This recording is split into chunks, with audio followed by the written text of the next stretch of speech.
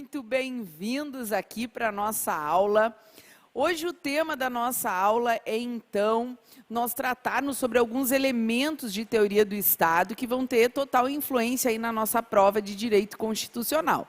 Então, nós vamos falar de poder constituinte, vamos falar de classificações das constituições e também vamos falar da força, então, das normas constitucionais. Essa é a temática que a gente selecionou para poder fazer a revisão aí de todo o conteúdo que vocês acabaram vendo na graduação de Direito Constitucional. Então, vamos iniciar com a questão do poder constituinte, tá? E o que eu queria lembrar para vocês sobre poder constituinte? Vai ser super importante algumas informações que a gente vai dar aqui nessa aula para a compreensão do controle de constitucionalidade, das limitações do processo legislativo, porque a teoria do poder constituinte nos faz compreender, na verdade, o que nós podemos ou não fazer em termos de alteração constitucional. Sem falar que explica também toda a origem da nossa própria Constituição. Então, quando a gente fala em poder constituinte, a primeira questão que nós temos que compreender é a sua grande divisão, né? O poder constituinte ele é dividido em poder constituinte originário e poder constituinte derivado. E dentro do poder constituinte derivado, nós teremos outras classificações importantes para que a gente possa, de fato, compreender esse conteúdo. Mas vamos iniciar diferenciando, por assim dizer, o poder constituinte originário e o poder constituinte derivado, tá? Originário e poder constituinte derivado.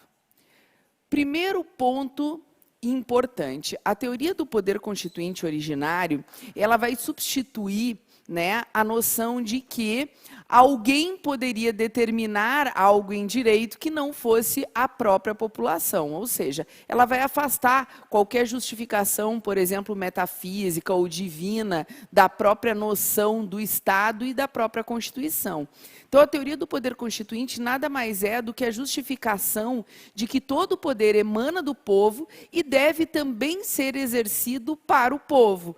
Portanto, a teoria do poder constituinte nos coloca, enquanto sociedade, a escolha de determinar aquilo que serão, na verdade, as regras que vão conduzir a nossa existência em sociedade. Então, o poder constituinte é a vontade soberana do povo que será exercido num determinado momento, né?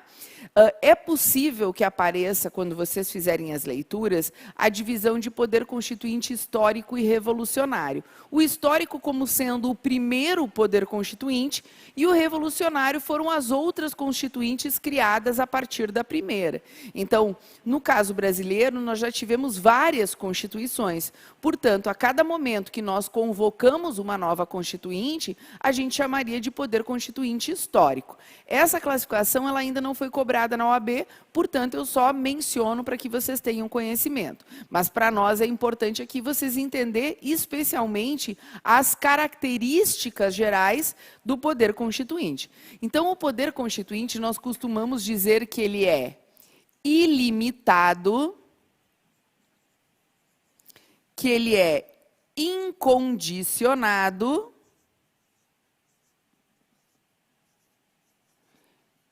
e ele é um poder de fato e não de direito.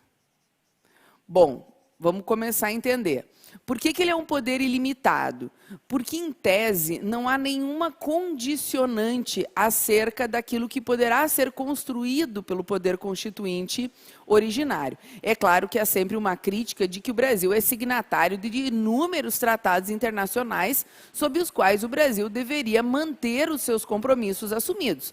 Mas é fato que, na ordem jurídica interna, a Constituição é o nosso documento jurídico hierarquicamente superior.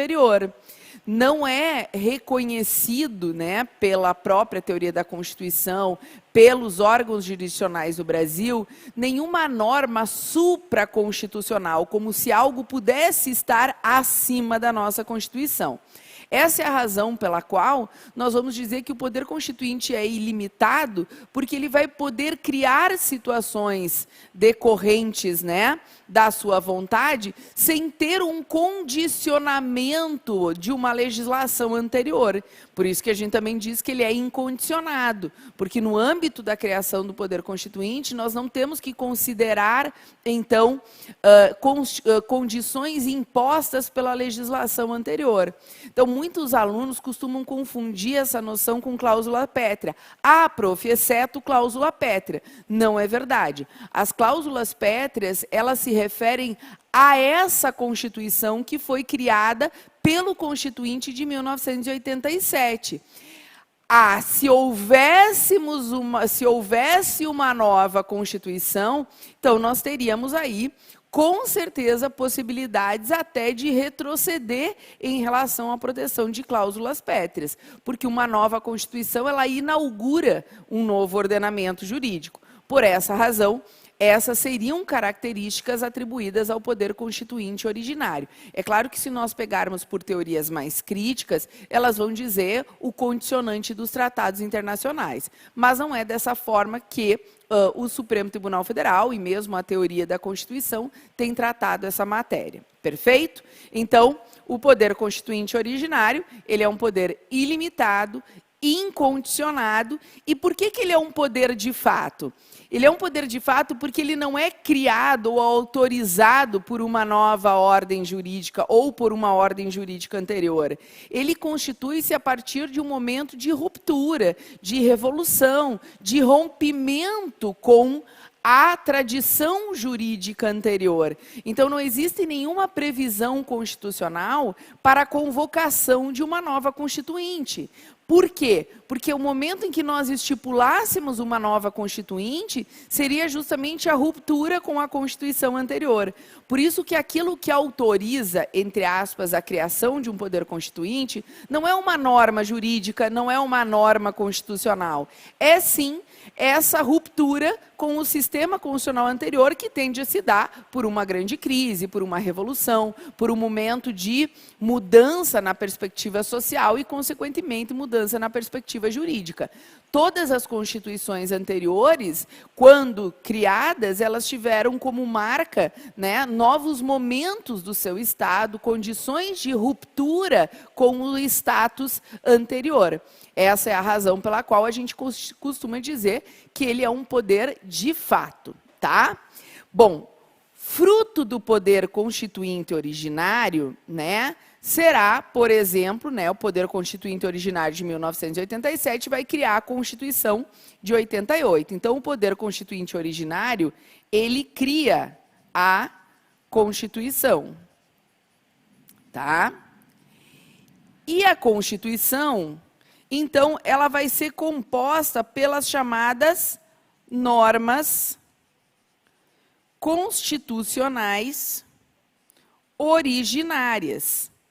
O que seria, no caso da Constituição de 88, as normas constitucionais originárias? Foram aquelas que foram criadas pelo Poder Constituinte originário de 1987. Importante sobre isso as normas constitucionais originárias, elas dão o que a gente chama de padrão de controle de constitucionalidade. Ou seja, nós vamos dizer o que é ou não constitucional com base nas normas constitucionais, na medida que o direito não vai aceitar nenhum comando que seja meramente político ou moral, porque o direito é direito e ele não é moral, nem política, nem filosofia.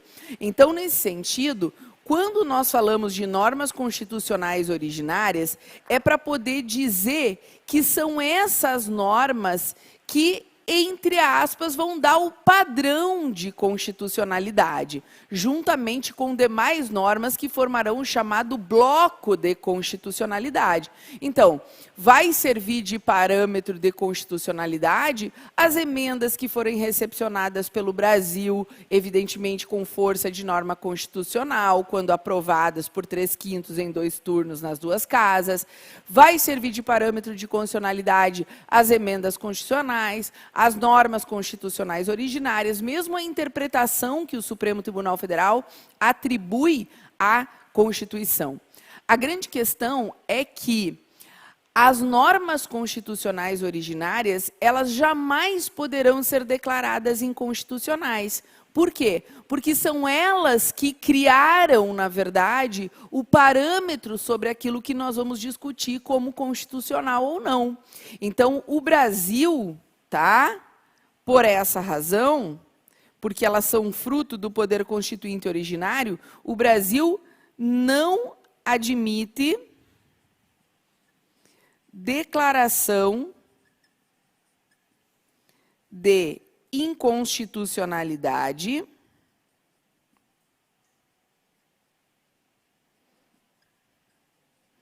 de normas constitucionais originárias. Prof, como é que eu vou saber no dia da minha prova se está se tratando de uma norma constitucional originária? O avaliador vai ter que dizer para você se ela foi criada pelo Constituinte ou foi acrescida por emenda constitucional, o que diria que seria fruto do poder constituinte derivado, ok? Então, as normas constitucionais originárias, elas não poderão ser declaradas inconstitucionais, nem mesmo através da ação direta de inconstitucionalidade, nem mesmo através da arguição de descumprimento de preceitos fundamentais. Elas não podem vir a ser declaradas inconstitucionais. Bom, o poder constituinte originário, ele criou a figura do poder constituinte derivado. Ou seja, ele previu possibilidades não apenas de alteração da Constituição, mas de exercício de outras espécies também de poder constituinte derivado, a exemplo de nós podermos fazer nossas constituições estaduais.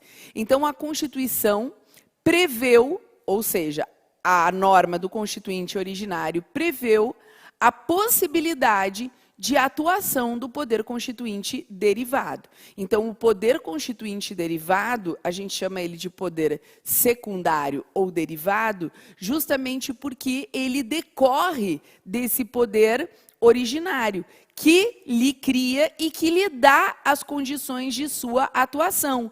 Então, o poder constituinte derivado, diferente do poder constituinte originário, ele vai receber limitações e condicionamentos ao seu exercício, as quais estarão previstas na própria Constituição.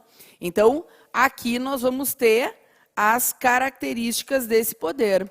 O poder constituinte derivado, né, ele foi criado pela própria Constituição, ele é um poder limitado por ela, ele é um poder condicionado, porque ela vai dizer quais serão as formas do seu exercício, o que ela deve ser observado, e da mesma forma é um poder de direito, e não de fato, é um poder jurídico. Por quê? Porque é criado pela Constituição. Então, aqui nós não temos rupturas, pelo contrário, nós temos uma ordem constitucional que vai dizer quando esse poder constituinte derivado, ele vai ou não poder atuar, tá? Então, o poder constituinte derivado, tudo que é fruto do poder constituinte derivado, né? Todas as formas de atuação do poder constituinte derivado estão sujeitas ao controle de constitucionalidade. Por quê? Porque justamente a possibilidade de atuação está determinada pelo poder constituinte originário. Então, vejam, seria plenamente possível, né, assim como já aconteceu inúmeras vezes, uma emenda à Constituição ser declarada inconstitucional com base na Constituição originária. Uma emenda à Constituição ser declarada inconstitucional porque não respeitou os regramentos, as limitações e os condicionantes que foram impostos pelo poder constituinte originário. Por exemplo, uma emenda à Constituição, ela precisa ser proposta ou por 1/3 do Senado, da Câmara dos Deputados, ou pelo presidente da República, ou por mais da metade das assembleias legislativas, manifestando-se todas pela maioria relativa. Ok. Então, imaginem que nós vamos dar seguimento a uma emenda à Constituição que foi proposta por um senador, e não por 1/3 do Senado, o que implicaria, né, a obrigatoriedade de uma proposta conjunta de pelo menos 27 senadores. Então, vocês imaginem que vai ser dado o trâmite dessa emenda à Constituição proposta por um único senador. Então, vejam que nós temos uma violação ao processo legislativo formal que foi estabelecido pelo Poder Constituinte originário, que disse que as emendas à Constituição precisam respeitar essas regras impostas pelo Poder Constituinte originário. Então, se essa emenda à Constituição ela vier ser aprovada, ela vai poder ser declarada inconstitucional, porque ela violou uma condicionante, uma limitação que tinha sido imposta pelo próprio Poder Constituinte originário. Então, essa é a razão pelas quais as normas constitucionais derivadas, elas podem sim vir a ser declaradas inconstitucionais, ok? Então, dentro dessa noção de Poder Constituinte derivado, nós vamos ter a classificação deles, né? Classificação ou subdivisão. O primeiro deles é aquele que a gente costuma confundir como se fosse o próprio Poder Constituinte derivado, tá? Que é a questão do Poder Constituinte derivado reformador. O Poder Constituinte derivado reformador nada mais é do que o poder de fazer as emendas constitucionais. Então, pelo Poder Constituinte derivado reformador, eu vou fazer as emendas constitucionais. Eu vou alterar formalmente o texto constitucional. Então, eu costumo dizer que as emendas são alteração formal da Constituição. Aí vocês vão dizer, tá, prof, e aí tem outra forma de alterar a Constituição que não por emenda? Olha que nós temos a possibilidade de alteração material, que é através da interpretação. Então, vamos com calma e vamos tentar enquadrar aqui nas possibilidades. Então, aqui nós temos as emendas constitucionais. Como eu disse para vocês, as emendas constitucionais elas vão ter que observar as limitações e as condicionantes, que podem ser materiais, formais, circunstanciais, temporais, e por isso nós temos que respeitar aquilo que determina a própria Constituição. Então, por exemplo, né, nós temos aqui alguns exemplos para que vocês observem. Uma emenda à Constituição precisa respeitar a votação de 3/5 em 2 turnos nas 2 casas. Ou seja, primeiro eu vou votar no Senado, depois eu vou votar, pode ser imediatamente posterior, novamente no Senado, mando para a Câmara dos Deputados, que vai ter uma votação e vai ter que ter mais uma votação. Inclusive, o STF diz que não precisa ter interstício de tempo entre uma votação e outra. Então, 3/5 em 2 turnos, nas 2 casas, né? Ou seja, Câmara dos Deputados e Senado. Depois nós vamos ver que a Constituição diz assim, que as emendas à Constituição não podem acontecer, são proibidas na vigência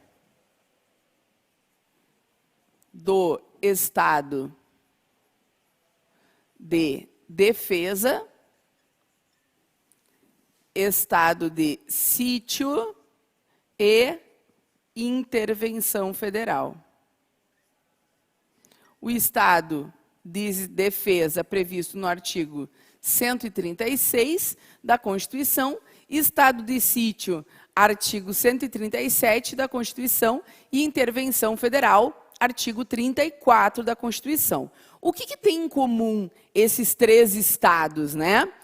Que o estado de sítio, o estado de defesa e o estado de intervenção federal são excepcionalidades à ordem constitucional. São situações que nós vamos prever a possibilidade de medidas, né, inclusive restritivas de direitos fundamentais. É quando nós reconhecemos que nós estamos em uma exceção constitucional. Inclusive, antes da Constituição de 88, eles eram chamados de estados de exceção. Estados de exceção porque justamente a normalidade constitucional não está sendo a ordem vigente. Então, diante dessa possibilidade, nós não podemos emendar a Constituição na vigência do estado de defesa, estado de sítio e intervenção federal. Outra questão importante em relação às emendas, vocês sabem que é a questão das cláusulas pétreas, né? As cláusulas pétreas, que é o artigo 60, parágrafo 4º da Constituição, elas são alguns conteúdos que não podem ser abolidos. Então, é aquela ideia de que eu não posso retirar essas garantias da Constituição. Eu não posso abolir, eu posso ampliar. Eu posso proteger ainda mais, criando, inclusive, novos direitos fundamentais. O que eu não posso é retroceder historicamente. Então, a gente costuma dizer que as cláusulas pétreas, elas funcionam como uma espécie de vedação de retrocesso social. É uma forma de evitar que você venha retroceder na história, abrindo mão de direitos que foram conquistados às duras penas, né, pelos próprios cidadãos, né, no desenvolvimento desse Estado. Então, quais são os direitos fundamentais que são protegidos como cláusula pétrea, ou quais são as cláusulas pétreas? O voto secreto, direto, universal e periódico, o sistema republicano e federativo, a separação de poderes e os direitos e garantias individuais, que a gente costuma falar direitos fundamentais. Esses são protegidos como cláusula pétrea, portanto, não poderiam ser objeto de uma emenda à Constituição tendente a abolir. Por isso que a gente diz que é uma limitação. Você não pode querer, por emenda à Constituição, abolir uma cláusula pétrea. E isso é fruto dessa própria proteção que foi dada pelo poder constituinte originário, ok? Então, esses são alguns exemplos que vocês devem observar quando se trata de poder constituinte reformador, que é o poder de criar emendas à Constituição. Lembrando que, apesar das emendas à Constituição ter a mesma hierarquia da norma constitucional, as emendas à Constituição, elas podem ser objeto de declaração de inconstitucionalidade. Então, com certeza, nós podemos ter uma ação direta de inconstitucionalidade de uma emenda à Constituição de 1988, sem problema nenhum, ok? Uma segunda forma de poder constituinte é o chamado poder constituinte derivado decorrente, tá? O que seria esse poder constituinte decorrente? Que é o poder de criar as constituições estaduais. Então, o Brasil, ele vai ter constituições federais, vai ter uma Constituição Federal, que vai valer para o âmbito federal, vai ter constituições estaduais, cujo a promulgação vai se dar a partir da criação de cada Estado-membro. Então, se nós tivermos criação de novos Estados-membros, nós teremos novas constituições estaduais, né? E nós também teremos a chamada Lei Orgânica Municipal, que não é uma Constituição estadual, nós não chamamos de Constituição, mas é a lei maior dentro do município, que também é um ente federativo. Mas quando a gente acaba falando em poder constituinte decorrente, nós falamos em constituições estaduais. E isso vai estar lá no artigo 25 da Constituição e artigo 11 do Ato das Disposições Constitucionais Transitórias, que nós chamamos de ADCT, que ele aparece ao final da Constituição e, em geral, lá vão estar normas importantes para períodos de transição. Por isso que chama de, justamente, Ato das Disposições Constitucionais Transitórias. Alguns deles mantêm vigência até hoje, porque não foram situações que conseguiu se definir, se resolver, e, portanto, a transitoriedade, ela, nesse sentido, não foi esgotada, tá? Então, o poder constituinte derivado decorrente cria as constituições estaduais. O que eu preciso observar aqui para vocês? Que as constituições estaduais, evidente que elas são também limitadas e condicionadas, porque ela é fruto do poder constituinte originário, que, quando criou essa possibilidade, trouxe também limitações. Então, as constituições estaduais, elas devem estar em consonância com a Constituição Federal de 88. Do contrário, com certeza, as constituições estaduais, suas emendas, poderão ser declaradas inconstitucionais. Só que tem um detalhe importante. Muitas das normas das constituições estaduais, então essas constituições estaduais, elas possuem as chamadas normas de reprodução obrigatória. O que seria isso? Seriam normas que estão na Constituição Federal e, assim como elas estão na Constituição Federal, elas serão reproduzidas nas constituições estaduais. Por exemplo, o Brasil tem seu sistema republicano e federalista. Todas as constituições estaduais vão dizer que nós vivemos numa república federativa que é republicana e federalista. Todas as constituições estaduais vão dizer que nós temos a separação de poderes, que é formada por poder executivo, legislativo e judiciário, todos independentes e harmônicos entre si. Uma norma de reprodução obrigatória é simplesmente o fato de que as constituições estaduais terão que replicar normas que estão na Constituição Federal, serão reproduzidas na sua literalidade nas constituições estaduais, justamente porque se tratam de normas de organização, funcionamento e reconhecimento da própria noção do Estado Federal brasileiro. Tá? Então, vocês vão encontrar nas normas estaduais essa possibilidade. Além do mais, vocês devem ter sempre atenção à questão da simetria. O que seria essa noção de simetria? Tá?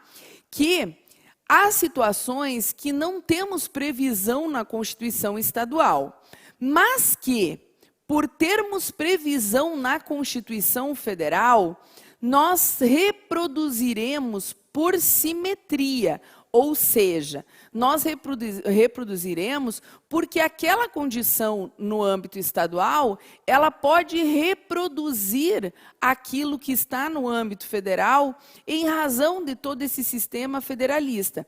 Na simetria, nós não vamos ter a expressa reprodução, mas, na verdade, é o sentido de interpretar, de compreender e de aplicar de acordo com o que determina a Constituição Federal.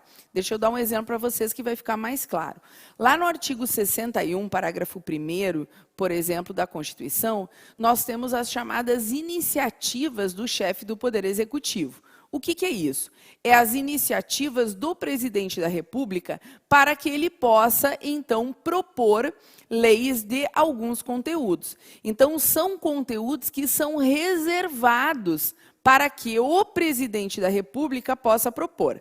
Vou pegar o exemplo aí, o artigo 61, parágrafo 1º, inciso 2º, a linha A.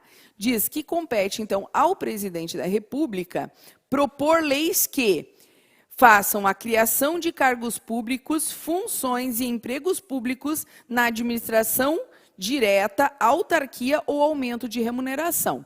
Então, poderia a OAB perguntar para nós a quem compete, no âmbito municipal, a iniciativa de lei para criar cargos no serviço público municipal. Então, vejam, não precisa estar escrito na Constituição Estadual, não precisa estar escrito na Lei Orgânica Municipal. Eu sei que, por simetria, aquela regra que está previsto no artigo 61, parágrafo 1º, inciso 1º, a linha A, deve ser aplicada também ao prefeito municipal, porque ele também é chefe do Poder Executivo no âmbito do seu município.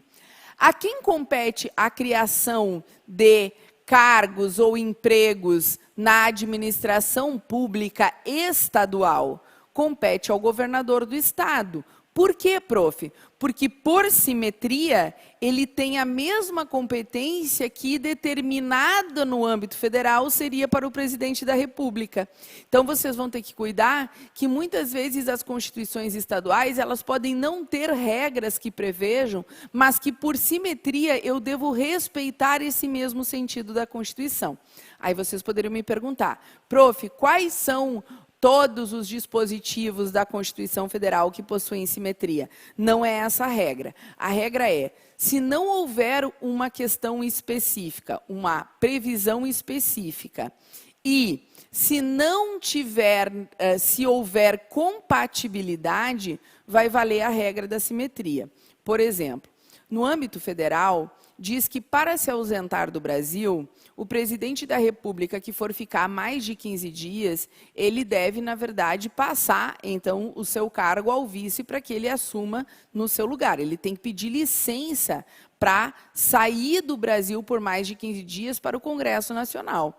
Então, por simetria, se entende que, se o presidente da República precisa pedir autorização para o Congresso, então o governador do estado, para sair, precisa pedir autorização para a Assembleia Legislativa, e o vereador e o prefeito municipal precisa pedir autorização para os vereadores. Então, é isso que vai acontecer tantas vezes. Por simetria, isso vai ser condicionado. Na prova da OAB, já apareceu, sim, a noção de simetria. Então, quando a OAB falar em simetria, vocês devem saber que é a possibilidade de aplicação daquela regra prevista no âmbito federal, também para o caso dos estados e também, muitas vezes, para o caso do município, desde que haja essa compatibilidade. Então, nem tudo estará escrito. Muitas questões, elas, por simetria, poderão ser reproduzidas a partir da noção da interpretação. O princípio da simetria, ele existia, inclusive, expressamente na Constituição anterior. Com a atual nova ordem constitucional, acabou-se não colocando de forma expressa o princípio da simetria. Ok? Então, poder constituinte decorrente. Aí nós vamos ter o chamado poder constituinte revisor, tá? O poder constituinte revisor, ele é a ideia de nós termos a possibilidade, nós tivemos a possibilidade, após 5 anos da promulgação da Constituição Federal de 88, nós tivemos a possibilidade de fazer uma grande revisão constitucional. Só que esse poder poderia ser exercido uma única vez. Nós não teríamos a possibilidade de exercer ele novamente, que está lá no artigo 3º do Ato das Disposições Constitucionais Transitórias. Então, esse poder, ele não pode mais ser exercido. 5 anos da promulgação da Constituição de 88, a gente pôde fazer a grande revisão constitucional. Não mudamos fatores tão impactantes e, a partir daí, não há mais a possibilidade do poder revisor. Se quiser alterar a Constituição, vai ter que fazer via reforma formal, que é a emenda constitucional, ou através da interpretação, ok? Por fim, nós temos o chamado poder constituinte difuso, tá? Que, na verdade, tá? Eu vou destacar para vocês. Alguns autores nem trabalham dentro da teoria do poder constituinte. Eu prefiro colocar aqui para vocês lembrar. Não se trata de alteração formal da Constituição. Mas eu lembro de uma questão antiga da OAB que pediram-se justamente o Brasil, ele contava uma situação que na Alemanha tinha-se a possibilidade de atualizar a Constituição através da interpretação. E perguntava se o Brasil dispunha de algum mecanismo semelhante àquele do sistema alemão, para justamente saber se vocês identificariam a possibilidade de alteração material da Constituição. Que é justamente isso aqui. É a noção de poder constituinte difuso, é a noção de interpretação constitucional. Interpretação constitucional. Que é a ideia de que é possível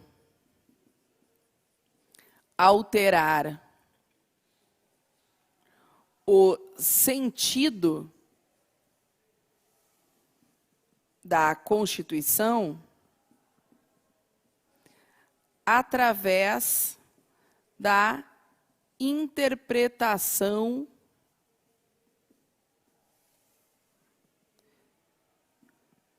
conforme a Constituição.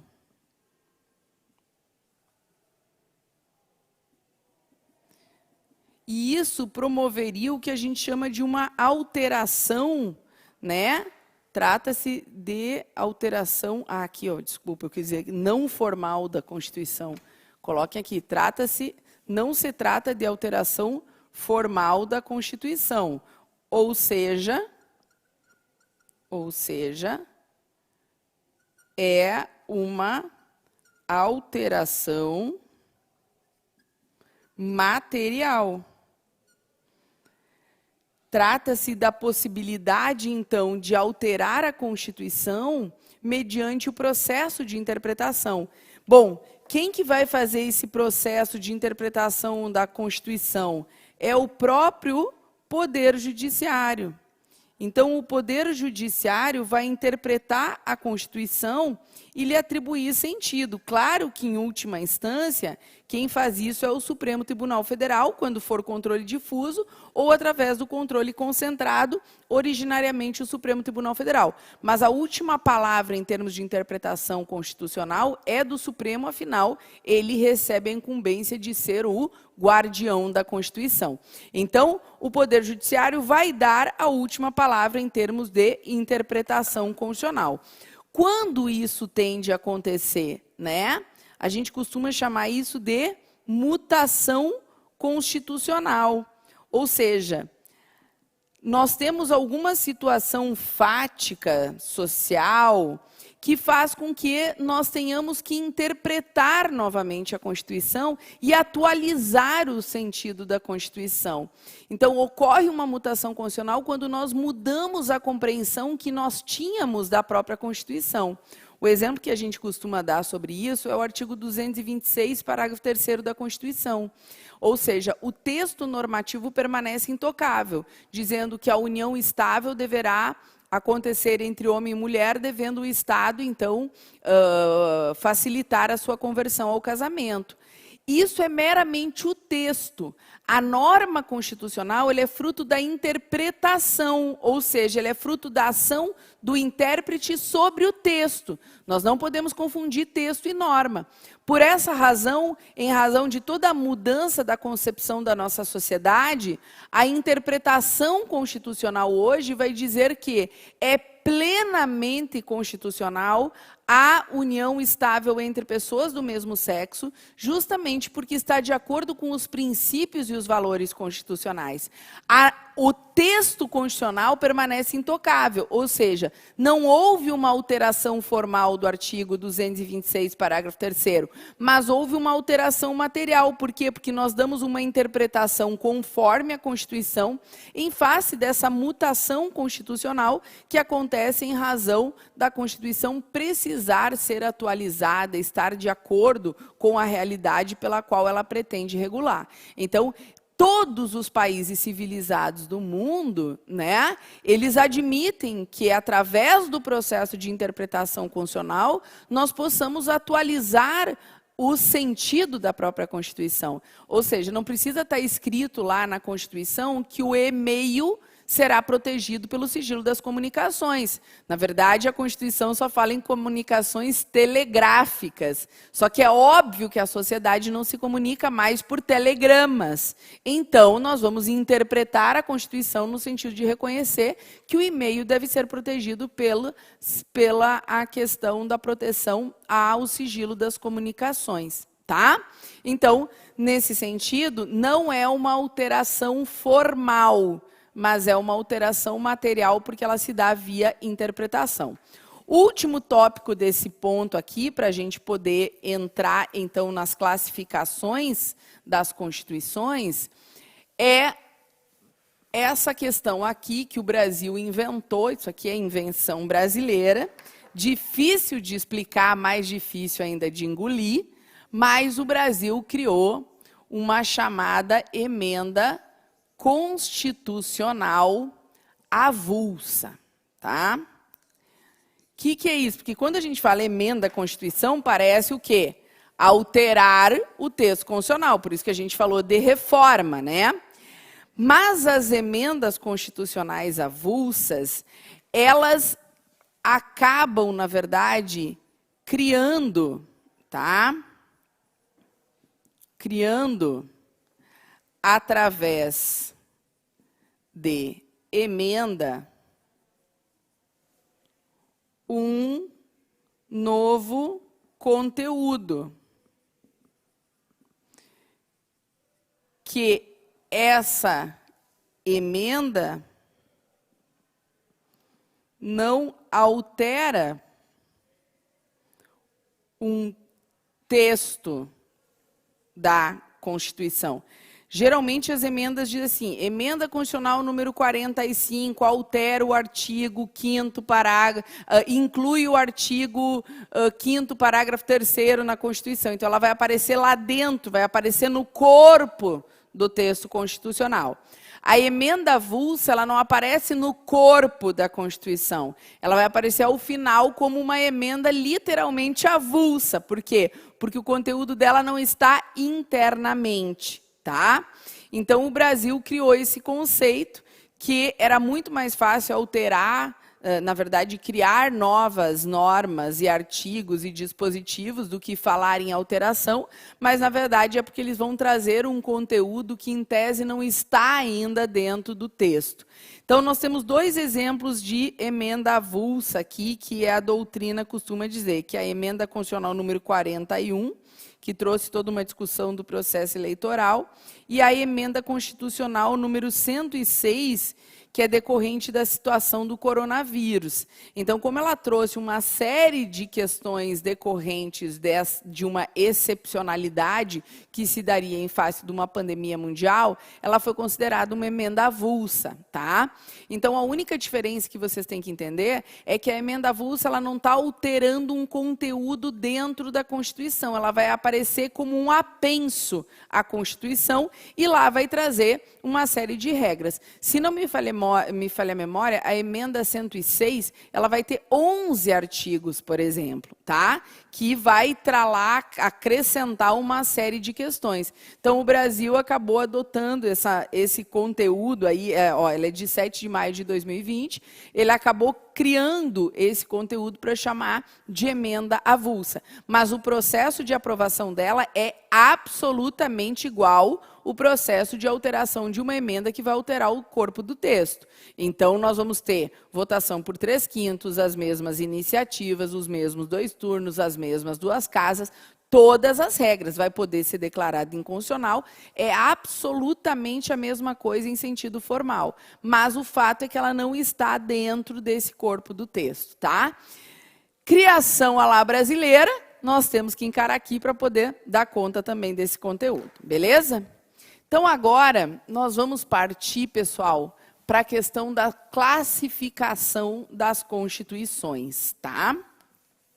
Vamos falar de classificação, já foi objeto de cobrança na nossa prova da OAB, e é um conteúdo, né, um pouquinho mais chatinho, porque vocês têm que decorar, na verdade, decorar não é bem a palavra, mas compreender bem as diferenças das nomenclaturas para que vocês consigam identificar. E daí, cada vez que a gente for tratar de uma das classificações, a prof já vai aqui lembrar para vocês como que nós enquadramos a Constituição de 1988, certo? Então, vamos falar de classificação das constituições. No caso brasileiro, né, nós vamos ter, a partir de 1891, as chamadas classificações das constituições. Então, nós vamos ter, claro, da onde vêm as classificações? É quando a gente pensa nas características dela, por exemplo, quanto à forma, tá? Qual que é a forma de uma constituição? Então, nós vamos ter basicamente dois tipos de forma. Nós vamos ter a Constituição, que pode ser escrita, e a Constituição não escrita. Tá? Então, a Constituição escrita, ela é uma Constituição que ela tende a ser formalizada em um ou até mais, né, documentos formais, aprovados, etc. e tal. E a não escrita, a gente costuma chamar ela de consuetudinária, que seria uma Constituição formada pelos costumes, né, pela ideia de que ela é construída, né, a partir de elementos históricos reconhecidos. Então, o grande exemplo que se trazia aí de Constituição consuetudinária era a Constituição da Inglaterra. Claro que o Brasil ele tem uma Constituição escrita, né, e uma Constituição escrita extremamente formal, como a gente vai discutir aqui. A segunda forma de classificação é quanto ao modo de elaboração, tá? Quanto ao modo de elaboração. Então, nós vamos ter constituições dogmáticas e constituições históricas. Claro que há relação, né? As constituições não escritas, elas tendem a ser históricas, porque, na verdade, as constituições históricas, elas são costumeiras, né? Elas vão se dar a partir da evolução dos costumes e das regras daquela sociedade. Então, as constituições históricas, elas justamente vão ter como característica o produto da história, dos costumes, das tradições. Enquanto que a Constituição dogmática, ela vem de dogma, né? E o que é o dogma? É a ideia de que nós temos algo, né, um documento único, um estabelecimento de uma diretriz. O dogma é aquilo que é quase que intocável, né? Então, as nossas constituições dogmáticas, elas tendem a ser elaboradas, né, por um órgão constituinte, que vai estar dizendo quais são os dogmas daquele Estado, quais são as ideias que condicionam a atuação, então, desses poderes. Então, ela tem toda uma formalidade acerca da sua elaboração. Então, as constituições dogmáticas, elas obviamente serão escritas, elas tendem a ser formadas por um poder constituinte e no seu documento contendo os dogmas do Estado. Então, é claro que a Constituição brasileira de 88 também é conhecida como uma Constituição escrita e dogmática, na medida que nós temos um documento formal e solene que foi feito pelo poder constituinte. Daí já vem a própria noção, agora falando em poder constituinte, quanto ao modo, né? Quanto ao modo de criação dessa própria Constituição, né? Nós vamos ter, na verdade, são 3 classificações que a OAB trabalha, tá? Existe a Constituição outorgada, a Constituição promulgada e a Constituição bonapartista ou cesarista. Como é que vamos decorar isso? Nós vamos lembrar que a bonapartista, ou as chamadas constituições cesaristas, elas são um misto da Constituição outorgada e da Constituição promulgada. A Constituição outorgada, como o próprio nome diz, outorga. Por que quando a gente faz uma petição, a gente diz o outorgante e o outorgado? Porque o outorgante é aquele que está, na verdade, passando, dando poderes. Então, o poder de outorga é quando ele é dado, ele é feito de forma unilateral. Então, uma Constituição outorgada é uma Constituição imposta por vontade única do governante. Ou seja, ela é uma Constituição imposta, redigida e nos é dada, né? Enquanto que a Constituição promulgada é aquela que contém participação popular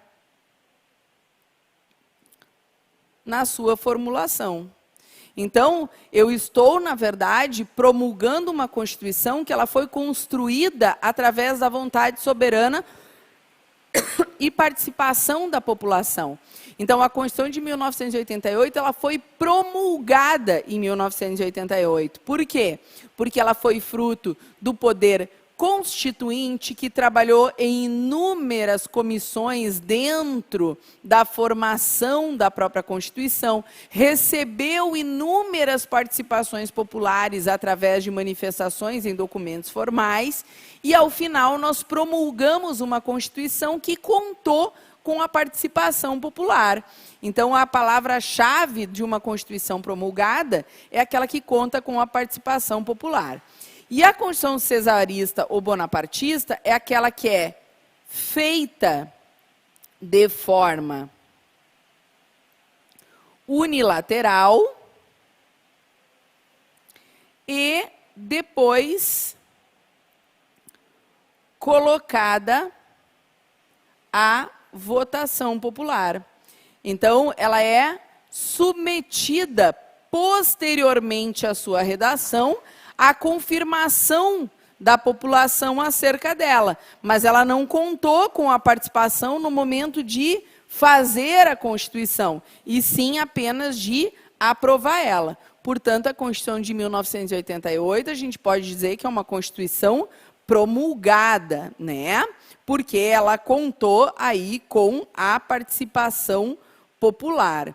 Então, nós tivemos constituições, né, pessoal, que foram, inclusive, constituições outorgadas, né, que, na verdade, foram impostas. A Constituição Imperial, ela foi imposta por um único poder, sem que houvesse qualquer possibilidade de participação popular, tá? E aí, 2 outras classificações nos importam ainda, tá? Quanto a questão, essa talvez seja a principal forma de cobrança, é quanto à estabilidade. Estabilidade. Estabilidade da Constituição. Então, a gente costuma fazer essa divisão aqui. Nós podemos ter uma Constituição rígida, uma Constituição semi-rígida ou semiflexível, mesmo conceito, tá? Flexível, ou uma Constituição flexível. Uma Constituição rígida, pessoal, olha só, totalmente errado dizer que uma Constituição rígida não se altera. Uma Constituição rígida se altera, mas ela se altera mediante um processo legislativo específico, que é de emenda à Constituição. Então, toda a Constituição só se altera por processo próprio de alteração. Que, no caso, né, é a emenda constitucional. Ou seja, não tem um conteúdo que eu poderia alterar como lei ordinária e o outro como emenda à Constituição, que seria o caso de semirrígida. Nós temos parte se altera com processo específico,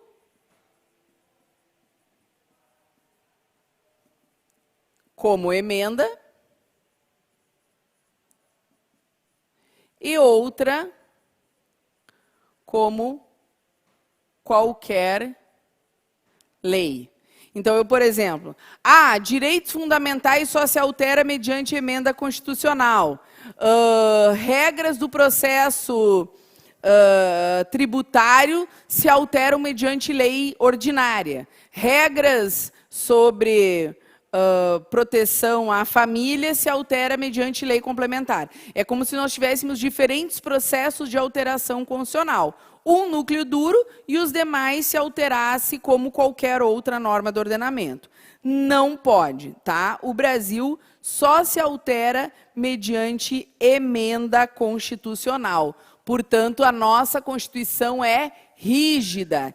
Esse, inclusive, é um dos fundamentos do controle de constitucionalidade. O controle de constitucionalidade é possível no Brasil porque nós temos a supremacia da Constituição, ou seja, ela é hierarquicamente superior a demais normas do ordenamento, mas também ela é rígida porque ela só se altera mediante processo próprio, tá?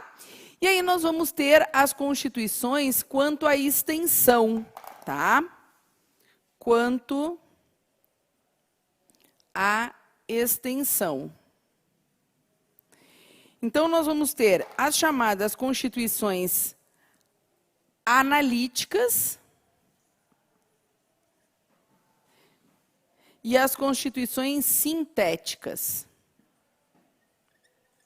A gente ainda pode vincular com analítica as chamadas constituições dirigentes. As constituições dirigentes, elas costumam ser analíticas, tá?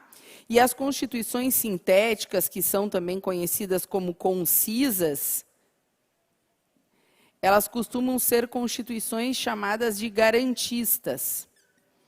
Qual que seria a diferença entre uma e outra? Como o próprio nome diz, analítica é uma Constituição que ela busca, na verdade, trazer e regulamentar uma série de conteúdos que elas entendam relevantes para a ordem constitucional.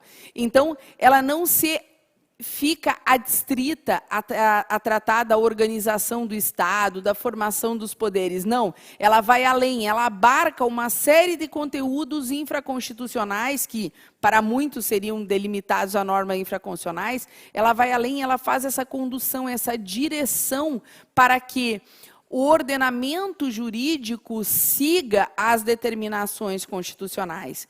Então, numa Constituição analítica, nós tendemos a ter uma Constituição ampla, que abarca uma série de conteúdos, tá? Então, ela tende a ser ampla, com conteúdos que considere relevante para o Estado,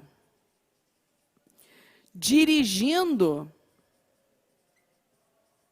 a atuação do legislador infraconstitucional. Então, ela tende a dizer, olha, você deve fazer norma de proteção à infância, você deve fazer norma de proteção ao consumidor, você deve regulamentar a greve do servidor público. Ela tende a conduzir, tá? Então, ela tende a dizer qual deve ser a atuação do papel do legislador infraconstitucional. Enquanto que as constituições sintéticas, elas trazem apenas um núcleo organizador do Estado. Que ela vai trazer aquilo que é excepcionalmente essencial para nós tratarmos de Estado. Olha, esse Estado é federalista. Por isso que ela tem de ser uma Constituição garantista. Ela tende apenas a trazer a Constituição como uma forma de limitação do poder e não de condução do poder infraconstitucional.